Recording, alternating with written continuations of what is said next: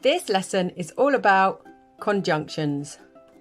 Conjunctions link words or phrases together. There are two main types of conjunction. Coordinating conjunctions link words or phrases with equal emphasis on both. We can remember all the coordinating conjunctions using the Fanboys acronym.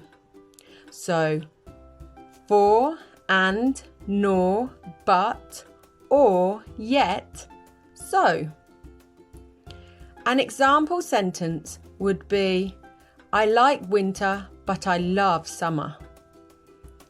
Subordinating conjunctions introduce a subordinate clause to a main clause.